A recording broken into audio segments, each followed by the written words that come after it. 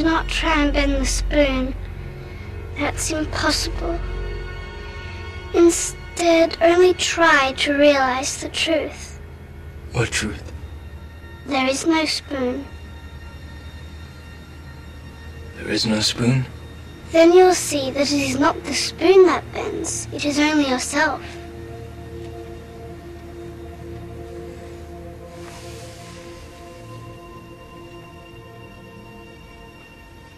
You know, the reality that we're experiencing every day, people listening to this show now, is so not like we appear to be experiencing it.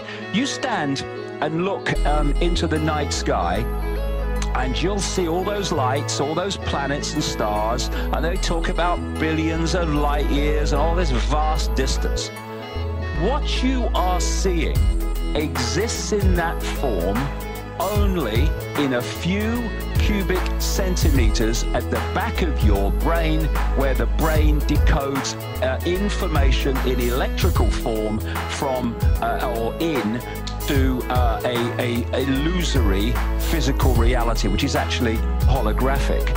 So if you want to bring down this whole conspiracy, Alex, to its real bottom line, it is about what controls those few centimeters at the back of your brain. Because if they do, by programming your sense of reality, you will perceive and thus manifest in our individual and collective experience what they have programmed us to decode and manifest. Exactly. They've proven that humans are builders, designers, creators, so they simply program us to then manufacture what they want. Yes, and this goes much deeper than that for reasons I'm going to come to, because this is a very, very interesting and vital area of information that we got into here. And when you expand your mind and you go beyond mind into what I call consciousness, the greater sense of awareness, you are increasing every time you do that your power to control those few centimeters of the brain that are creating visual reality. Well, you know, we are in this race, as I symbolically call it, between two things.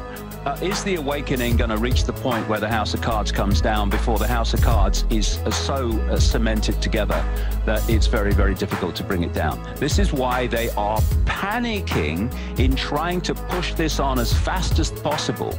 Because, you know, what we're seeing now is not something that is moving along at a consistent rate, a consistent speed, if you like. I mean, you've just indicated the speed that this Orwellian stuff is coming in all its forms, but the awakening of people is speeding up as well, and every time it speeds up, it's speeding up from a higher level of starting point because of the greater numbers of people who are already there. Now, let me use this as a analogy, because I think it's really really apt. If you have a dam and it's holding back a body of water, that water can take a very, very long time to undermine the dam to the point where cracks start to appear and you actually see it's being undermined. But the time difference between the cracks appearing and the dam collapsing is very, very much shorter and narrower than it took to start the cracks in the first place. And what we are at now, I would suggest, in undermining this, exposing it and bringing it to an end, is we're at the end of the beginning.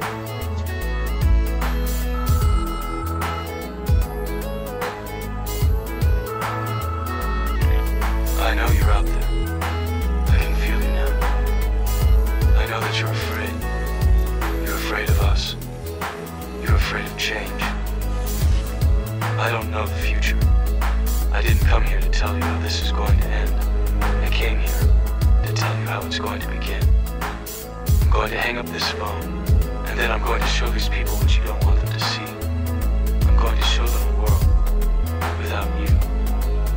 A world without rules and controls, without borders or boundaries. A world where anything is possible.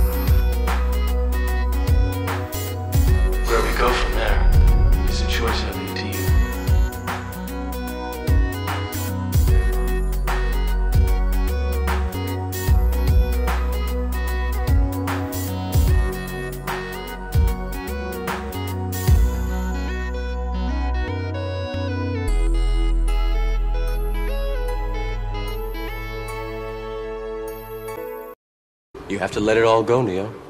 Fear, doubt, and disbelief. Free your mind.